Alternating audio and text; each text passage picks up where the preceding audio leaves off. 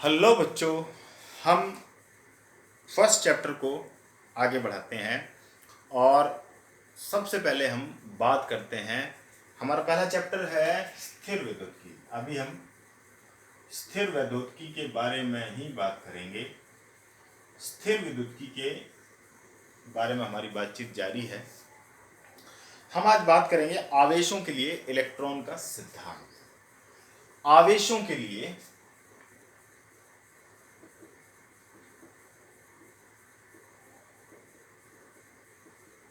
Electron सिद्धांत, इसके बारे में हम लोग बहुत कुछ जानते हैं, लेकिन इसे समझाना, इसे रिपीट करना मेरा धर्म है, तो वो धर्म मैं निभा रहा हूँ।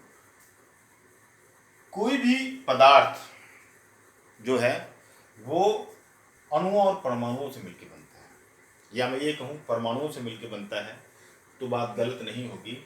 और किसी परमाणु के एकदम केंद्र में एक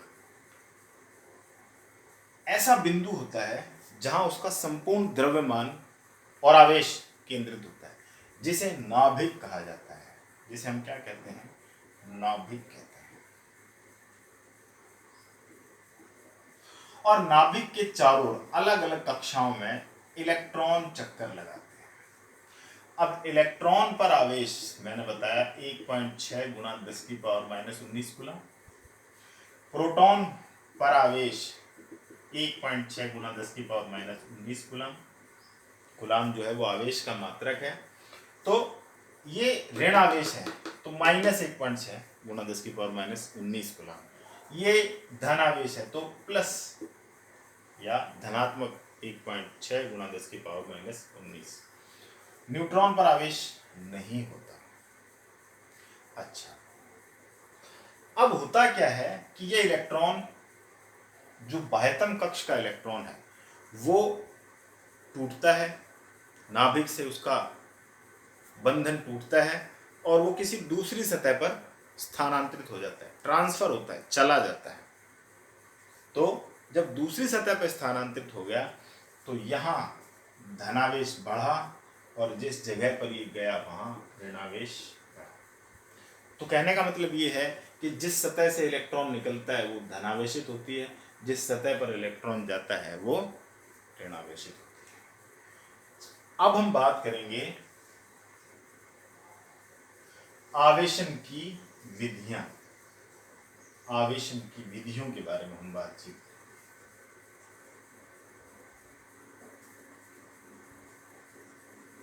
आवेशन की विधियां।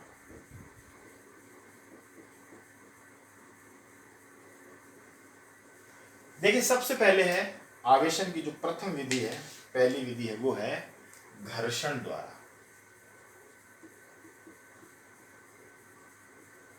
घर्षण द्वारा वस्तुओं को आवेशित किया जाता है। जब दो वस्तुओं को परस्पर रगड़ा जाता है, आपस में रगड़ा जाता है, तो एक सतह से इलेक्ट्रॉन निकलता है और दूसरी सतह पर इलेक्ट्रॉन चला जाता है।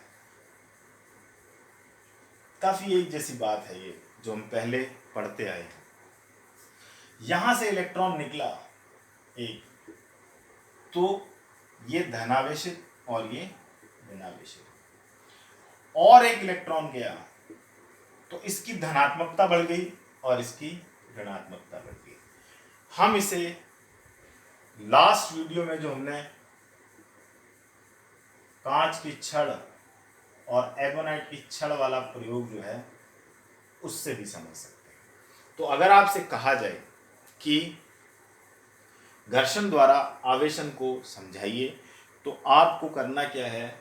आपको यही एक्सपेरिमेंट जो आपने लास्ट वीडियो में देखा था उसे समझाना है। जब हम दो वस्तुओं को परस्पर रगड़ते हैं, जैसे वस्तु ए और बी, जब दो वस्तुओं को परस्पर रगड़ा जाता है तो होता क्या है? ऊष्मा उत्पन्न होती है। ऊष्मा ऊर्जा का एक रूप है। वो ऊर्जा पाकर बाह्यतम कक्ष के इलेक्ट्रॉन क्या होते हैं? उत्तेजित होते हैं और उस सतह को छोड़ देते हैं। और जब हमने आपस में इसको रगड़ रहे हैं यानी संपर्क में, तो इलेक्ट्रॉन एक सतह से दूसरी सतह पर स्थानांतरित हो जाता है, चला जाता है। तो इस तरह से हम प्रयोग से भी समझा सकते हैं। तो पहली विधि है घर्षण द्वारा। दूसरी विधि है बच्चों चालन या संपर्क द्वारा। दूसरी विधि क्या है? चालन या संपर्क द्वारा।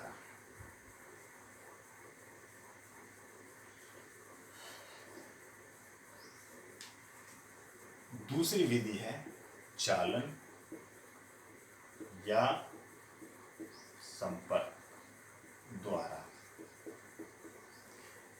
यदि दो वस्तुएं हैं,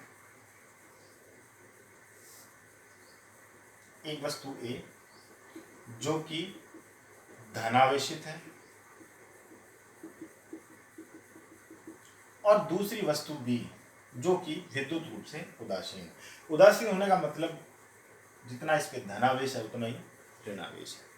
अब अगर मैंने इसको किसी तार से या पास लाके संपर्क में ले आया, आपस में संपर्कित कर दिया, तो होगा क्या? चालन होगा। किसका? आवेश का। कहां से? ज्यादा आवेश से कम आवेश की ओर। यहां आवेश की मात्रा है, धनावेशित है। ये कैसा है बच्चों? ये है धनावेशित। और ये कैसा है? वस्तु B कैसी है? उदासीन। वस्तु A धनावेशित है, इस पर धनावेश है, और वस्तु B उदासीन है, इस पर कोई आवेश नहीं, विद्युत रूप से ये उदासीन है। तो होगा क्या? यहां से धनावेश जाएगा, यहां पर आ जाएगा। कब तक आएगा? ज्यादा से कम की ओर। आवेश स्थानांतरित कैसे होता है? उच्च आवेश से निम्न आवेश की ओर, ज्यादा से कम की ओर। कब तक? जब तक कि दोनों पर बराबर आवेश नहीं हो जाता। जब तक दोनों पर समान आवेश या बराबर आवेश नहीं हो जाता। जब तक कि दोनों पर बराबर आवेश नहीं हो जाता है, आवेश क्या करता रहेगा? A से B की तरफ स्थानांतरित होता रहेगा या जाता रहेगा। अंत में क्या होगा? अंत में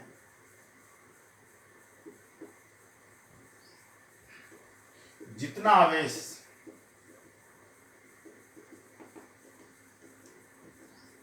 वस्तु A पर है उतना ही आवेश वस्तु B पर हो जाएगा। तो ये है चालन या संपर्क द्वारा।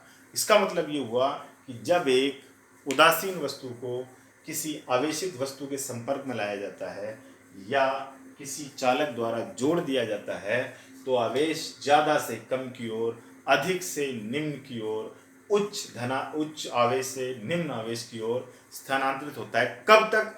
जब तक कि दोनों पर आवेश की मात्रा परिमाण बराबर नहीं हो जाता।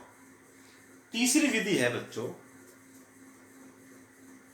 प्रेरण द्वारा, और ये सबसे महत्वपूर्ण है। उसका कारण ये है कि हम आगे संधारित्र पढ़ेंगे, कैपेसिटर।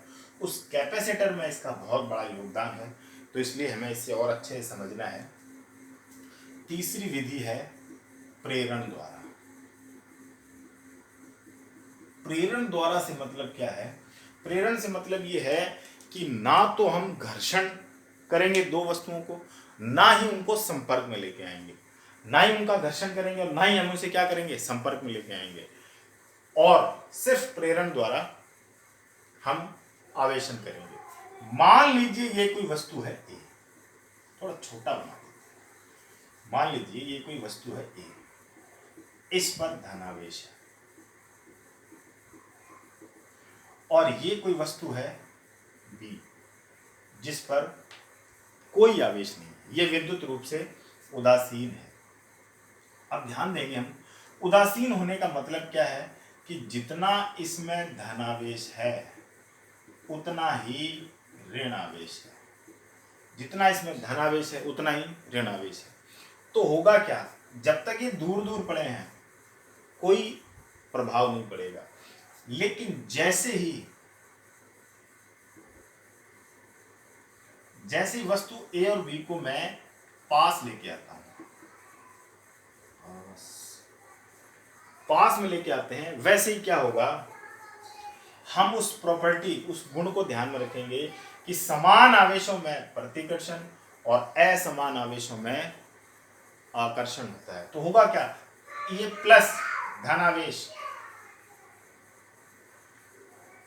इस ऋण आवेश को अपनी ओर खींच लेगा और धनावेश धनावेश को क्या कर देगा, अपने से दूर प्रतिकर्षित करेगा। धनावेश ऋणावेश को अपनी ओर खींच लेगा, ऋणावेश धनावेश से आकर्षित हो जाएगा, एक ही बात है। या ये धनावेश इस धनावेश को, इस धनावेश को दूर कर देगा।